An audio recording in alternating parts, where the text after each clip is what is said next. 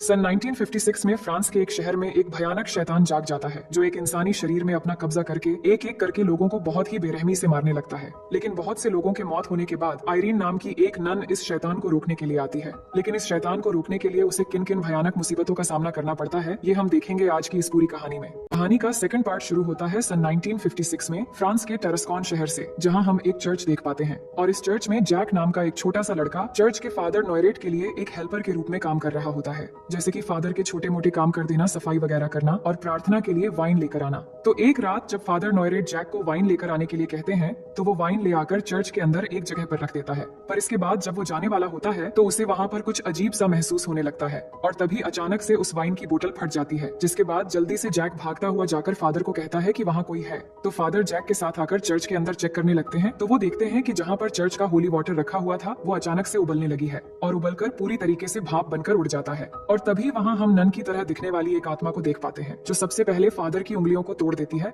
और फिर उन्हें हवा में उठाकर पूरी शरीर में आग लगाकर उन्हें जलाकर मार डालती है। और जैक अपने सामने ये सब होता हुआ देखकर डर के मारे चिल्लाने लगता है। इसके बाद हम किसी को चर्च से बाहर जाते हुए देख पाते हैं जिसके पीछे नन की एक साया भी थी, यानी कि ये कोई शख्स था जो कि ये सब करने के बाद यहाँ से जा रहा था। इसके बाद सीन शिफ्ट होती है जहाँ हम सिस्टर आयरीन को देखते हैं। सिस्टर आयरीन वही है जिसने इस कहानी के पहले पार्ट में उस शैतान नन से लड़ाई करके उसे हरा दिया था। और अब ये कहानी उस शैतान नन से लड़ने के 4 साल बाद में शिफ्ट हो चुकी है, जहाँ पर आयरीन अब एक नए चर्च पर रहती है। हालांकि यहाँ बाकी सिस्टर्स को आयरीन के उस इंसिडेंट के बारे में नहीं पता था, तो यहाँ पर उसकी जिंदगी नॉर्मल सिस्टर की तरह ही चल रही थी। अब इस चर्च के मदर सुपीरियर सिस्टर आयरीन को बताती है कि डीब्रा नाम की एक नई सिस्टर बनी है जिसको गॉड पर बिल्कुल भी विश्वास नहीं है और अगर ऐसा ही चलता रहा तो वो आगे एक अच्छी नन नहीं बन पाएगी। तो आयरीन डीब्रा के पास जाकर बातें करने लगती है, जहाँ डीब्रा उसे बताती है कि मेरे पिता मुझे और मेरी माँ को बिल्कुल भी पसंद नहीं करते थे, इसलिए उन्होंने सबसे पहले मेरे भाइयों को देश की सेवा करने के लिए आर्मी में भेज दिया और मुझे यहाँ आने का बिल्कुल भी मन नहीं था, लेकिन फिर भी मेरे पिता ने गॉड की सेवा करने के बहाने मुझे यहाँ पर भेज दिया।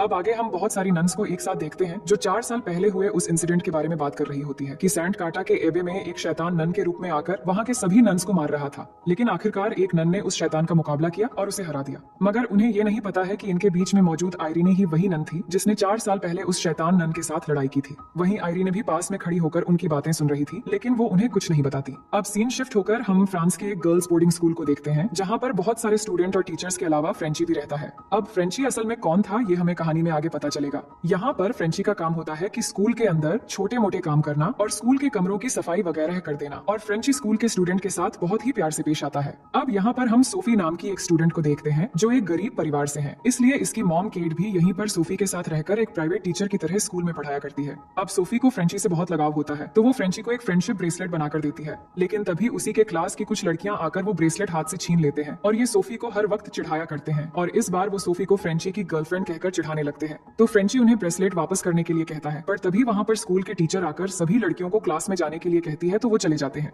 इसके बाद हम एक लड़की को देखते हैं जो कि पोस्टल सर्विस में काम किया करती थी और यहाँ स्टूडेंट के लिए खत और घर से लाए गए सामान को डिलीवर किया करती थी। और आज भी उसके पास एक पार्सल था तो वो सामान रखने के लिए एक कमरे के अंदर जाकर सब सामान रख देती है, लेकिन सामान रखने के बाद उसे कुछ आवाज सुनाई देने लगती है। तो वो देखने के लिए जब आगे जाती है तभी उसके सामने भयानक रूप में एक शैतान नन आ जाती है, जिसे देखकर वो डर के मारे वहाँ से भागने लगती है, लेकिन वो शैतान नन उसे पकड़कर उसकी गर्दन तोड़कर उसे वहीं पर मार देती है। दूसरी तरफ हम सिस्टर आयरीन को देखते हैं जिसको चर्च के फादर बुलाते हैं और उसे कुछ फोटोज दिखाकर कहते हैं कि 4 साल पहले की तरह इस बार भी कुछ और हादसे हो रहे हैं। अलग अलग जगहों के चर्च में से बहुत सारे पादरियों की बहुत ही भयानक तरीके से डेथ होती जा रही है और तुमने सेंट काटा में जो बहादुरी का काम किया था उसके लिए हम सब तुम्हारे शुक्रगुजार हैं और अब हम चाहते हैं कि तुम फिर से एक बार इन हादसों की भी इन्वेस्टिगेशन करो। हमें लगता है कि वो शैतान फिर से जाग गया है और लोगों को एक एक करके मार रही है, लेकिन आयरीन मना कर देती है और कहती है कि पहले भी वो मरते मरते बची थी और फिर से एक बार वो उस शैतान का सामना करना नहीं चाहती। लेकिन फादर कहते हैं कि तुमने पहले भी इस काम को बहुत अच्छे से अंजाम दिया था और गॉड भी शायद यही चाहते थे, और इस बार चर्च कमेटी चाहती है कि तुम वहाँ इन्वेस्टिगेशन के लिए जाओ क्योंकि तुमने उस शैतान का सामना पहले भी किया है और तुमसे बेहतर ये काम कोई नहीं कर सकता और हमें उम्मीद है कि इस बार भी गॉड तुम्हारे साथ होंगे। अब फादर के कहने पर आयरीन वहाँ से निकल पड़ती है उन केस की इन्वेस्टिगेशन करने के लिए, लेकिन जब वो ट्रेन में थी तो डीब्रा भी चर्च कमेटी को बिना बताए उसके साथ ट्रेन में आ जाती है।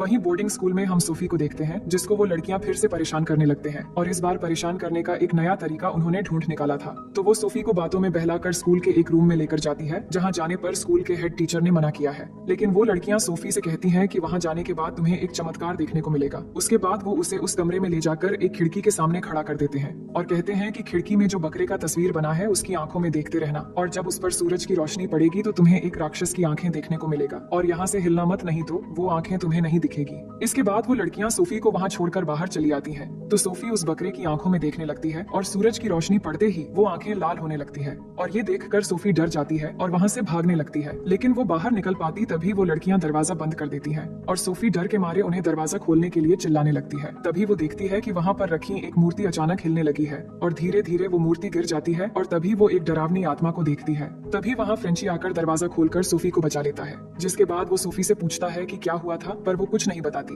तभी वो देखता है कि सामने वही लड़कियां खड़ी है, जिससे वो समझ जाता है कि उन्होंने ही सोफी को परेशान किया है। तो फ्रेंची के धमकाने पर वो लड़कियां वहाँ से भाग जाती है। इसके बाद सोफी की मॉम आकर उसे लेकर क्लास में चली जाती है। दूसरी तरफ आइरीन और डीब्रा सबसे पहले फ्रांस के टारस्कॉन शहर के उसी चर्च में पहुंचते हैं जहाँ शुरुआत में हमने फादर नॉयरेट को जलते हुए देखा था। वहाँ पहुंचने के बाद एक सिस्टर उनकी स्वागत करती है और कहती है कि इस चर्च को बंद कर दिया गया है और यहाँ पर अब कोई नहीं आता। इसके बाद वो सिस्टर उन्हें फादर के कमरे में ले जाती है और कहती है कि फादर के जलते समय जैक नाम का एक बच्चा भी यहाँ पर था जिसने सब कुछ देखा था, लेकिन उसके माँ ने इस बारे में उससे कुछ भी बात करने से मना किया है। आप चाहो तो बाहर कभी उसे खेलते दौरान मिल सकती हो। फिर वो सिस्टर कहती है कि जब फादर के साथ ये हादसा हुआ था तब चर्च में फ्रेंची नाम का एक आदमी भी मौजूद था, लेकिन उसके अगले दिन ही वो यहाँ से चला गया था। लेकिन शायद वो अभी इसी शहर में हो सकता है क्योंकि वो कभी कभी यहाँ आता जाता रहता है। इसके बाद हम देखते हैं कि आइरीन फ्रेंची से मिलती है और उससे बात करने लगती है। अब यहाँ हम आपको बता दें कि फ्रेंची वही था जिसने आइरीन को इस कहानी के पहले पार्ट में उस शैतान से लड़ने में मदद किया था और उस दौरान आइरीन को बचाया भी था।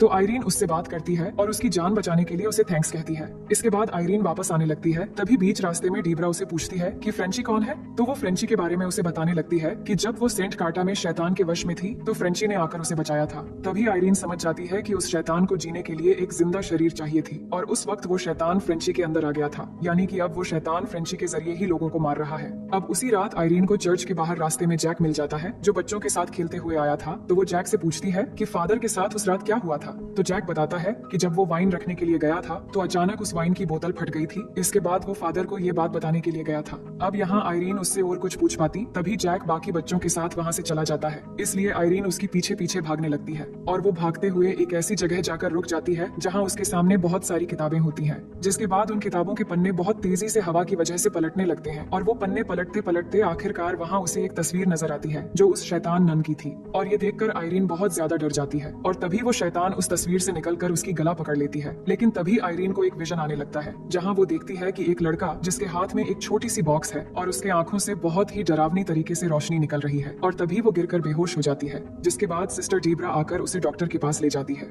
इसके बाद आइरीन के होश आने पर डीब्रा उसे बताती है कि जैक ने उसे कुछ समय पहले आकर एक रोजरी दिया है जो शायद फादर नॉयरेट का है, पर इस रोजरी पर एक सिंबल है जिसे वो समझ नहीं पा रही है। इसके बाद दोनों इस रोजरी पर बने सिंबल को समझने के लिए एक कैथोलिक लाइब्रेरी में पहुंचते हैं जहाँ का लाइब्रेरियन ये बताता है कि ये तो एक खानदानी सिंबल है और ये सेंट लूसी के वंशज के पास ही होते हैं। और वो बताता है कि जब सेंट लूसी को काफिरों ने मार दिया था तो उनके परिवार किसी तरह बच निकले, पर वो खतरे में थे इसलिए दुनिया में हर जगह फैल गए और अपनी जी जान लगाकर एक राज की रक्षा करने लगे और वो राज थी सेंट लूसी की आंखें। और जिस शैतान की हम बात कर रहे हैं वो सेंट लूसी की वंशज को इसलिए मार रहा है क्योंकि उसे वो आंखें चाहिए जिससे वो सबसे शक्तिशाली बन जाएगा और अगर वो आंखें उस शैतान की हाथ लग गई तो दुनिया में कयामत आ जाएगी और अगर ये तुम्हारे हाथ लग जाए तो तुम सेंट काटा की तरह इन आंखों के जरिए उस शैतान को वापस नर्क पहुंचा सकती हो। फिर आइरीन पूछती है कि वो आंखें अब कहाँ हैं, तो लाइब्रेरियन कुछ और बुक्स निकालता है और फाइनली उन्हें ये पता चलता है कि इस वक्त वो आंखें फ्रांस के टारस्कॉन शहर के अंदर एक बोर्डिंग स्कूल में कहीं दफन है। इसके बाद आइरीन और डीब्रा उस बोर्डिंग स्कूल की तरफ चल पड़ते हैं और ये वही बोर्डिंग स्कूल होता है जहाँ पर सोफी पढ़ती है। वहीं हम बोर्डिंग स्कूल में देखते हैं जहाँ पर सोफी और केट के कमरे में फ्रेंची खाना बनाने आया था,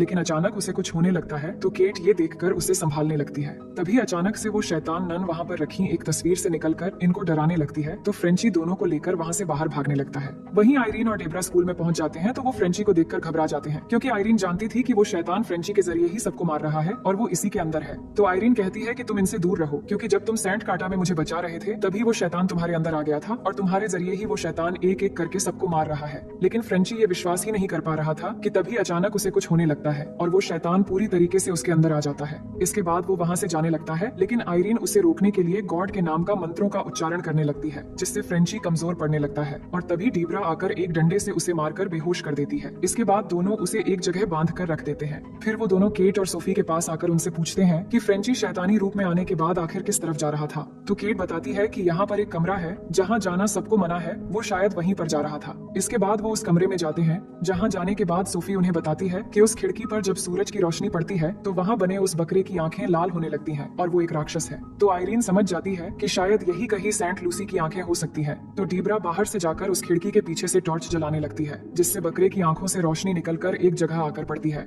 इसके बाद केट और आयरीन मिलकर उस जगह को खोदने लगते हैं और फाइनली आयरीन को एक छोटी सी बॉक्स में सेंट लूसी की वो आंखें मिल जाती है। इसके बाद उस बॉक्स को लेकर जब वो बाहर जाने वाले ही थे, तभी फ्रेंची वहाँ आ जाता है और आकर आयरीन को मारने लगता है और उसकी गला पकड़कर ऊपर उठा लेता है और तभी उसके हाथ से बॉक्स नीचे गिर जाती है। तभी मौका पाकर सोफी वो बॉक्स उठाकर वहाँ से भागने लगती है और ऊपर एक जगह जाकर छुप जाती है। लेकिन फ्रेंची आयरीन को छोड़कर सोफी के पीछे पड़ जाता है और वो भी ऊपर आकर उसे ढूंढने लगता है। लेकिन यहाँ पर सोफी की हाथ में उस बॉक्स से अचानक रोशनी निकलने लगती है, जिससे फ्रेंची को सोफी मिल जाती है और वो आकर उसे पकड़ने की कोशिश करने लगता है। तभी सोफी डर के मारे वहाँ से भागने लगती है, लेकिन फ्रेंची उसका पीछा नहीं छोड़ता और उसे रोकने के लिए स्कूल की एक बड़ी सी घंटी गिरा देता है, जिससे सोफी आगे नहीं जा पाती और वहीं पर रुक जाती है। वही आयरीन भी सोफी को ढूंढ रही थी, लेकिन सोफी ऊपर एक जगह पर लटक जाती है और फ्रेंची उसे पकड़ने की कोशिश करता है, लेकिन सोफी किसी तरह फ्रेंची से बच जाती है और फिर आयरीन के पास आकर उसे वो बॉक्स दे देती है। लेकिन तभी फ्रेंची वहाँ भी आ जाता है, पर आयरीन उसके सामने वो बॉक्स रख देती है जिससे रोशनी निकल रही थी और इस वजह से फ्रेंची कमजोर पड़ जाता है और चिल्लाने लगता है और उसकी आंखों से खून निकलने लगती है। इसके बाद वो अचानक जमीन पर गिर जाता है। अब यहाँ आयरीन को लग रहा था कि शायद उस शैतान के साथ साथ फ्रेंची भी मर चुका है, तो वो रोने लगती है और उसे चेक करने के लिए जब उसके पास जाती है, तभी फ्रेंची जाग जाता है और आयरीन के हाथ से वो बॉक्स लेकर ऊपर उठा लेता है और इसी दौरान फ्रेंची के जरिए उस शैतान को सेंट लूसी की वो आंखें मिल जाती हैं।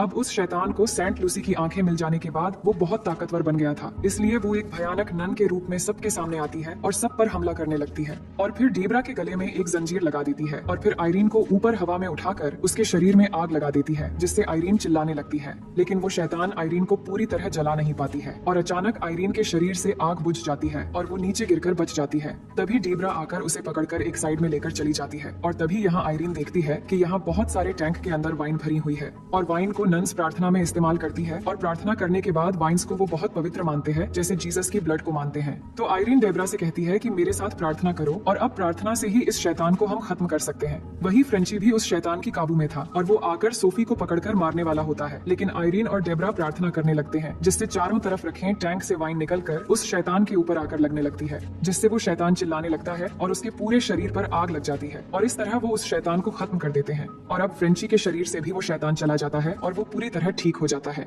इसके बाद हम आखिर में देखते हैं कि अब सब कुछ ठीक हो गया है और सोफी भी आकर फ्रेंची से मिलती है और सब बहुत खुश हो जाते हैं और फ्रेंची सबसे सॉरी कहता है, क्योंकि वो अब तक उस शैतान के वश में आकर ये सब कर रहा था। और इस तरह आयरीन फिर से एक बार सबको उस शैतान से बचा लेती है और इसी के साथ ये कहानी यहीं पर खत्म हो जाती है।